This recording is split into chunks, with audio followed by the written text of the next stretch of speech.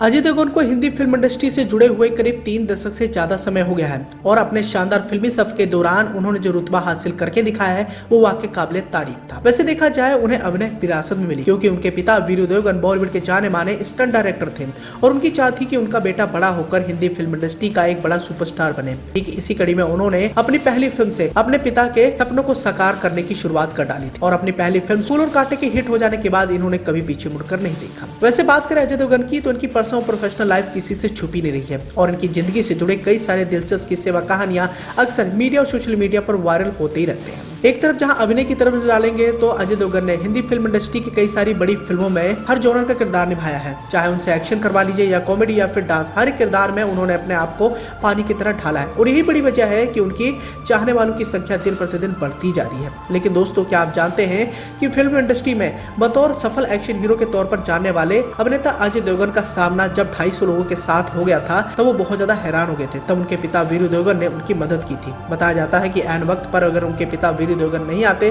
तो शायद उनकी पिटाई होना तय थी और इस बात का किस्सा उन्होंने खुद एक इंटरव्यू के दौरान बताया था। अजय देवगन ने बताया था कि उनके पास एक जीप थी जिससे वे अक्सर अपने दोस्तों के साथ घूमने के लिए निकल जाया करते थे। फिल्मों में एंट्री से पहले एक बार अजय देवगन अपने दोस्त साजिद खान के साथ जीप में सवार होकर घूमने निकले। इस दौरान जब अजय हॉलिडे होटल के पास एक संकरी गली में गाड़ी चला रहे थे तो एक बच्चा था जो पतंग के पीछे भाग रहा था। वह जीप के सामने आ गया। अजय ने तुरंत ही ब्रेक लगा दी थी। इस हादसे में बच्चे को कोई चोट तो नहीं आई, लेकिन वह डर के मारे रोने लगा। लोगों को लगा कि शायद मेरी गाड़ी से बच्चा टकरा कर रोने लगा है। इस घटना के दौरान वहां मौजूद सैकड़ों लोगों की भीड़ ने अजय देवगन पर हमला कर दिया था।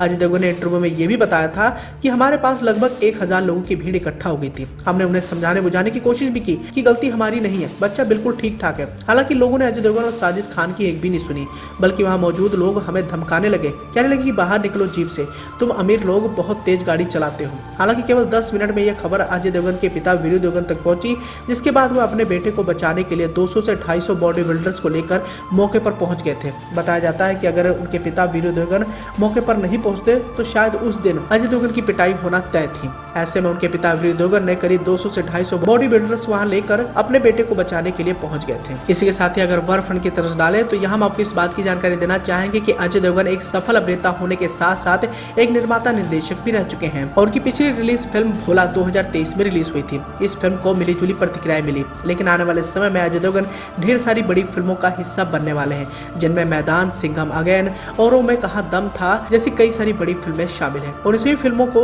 वो पूरा करने में लगे हुए हैं। हालांकि इन सभी फिल्मों में सबसे ज्यादा इंतजार सिंघम अगेन का किया जा रहा है। एक बार फिर से उनके पुलिस वाले किरदार को देखने के लिए फैंस भी काफी ज्यादा उत्सुक है और इन सभी फिल्मों को पूरा करने में अजय देवगन इन दिनों जी तोड़ मेहनत भी कर रहे हैं।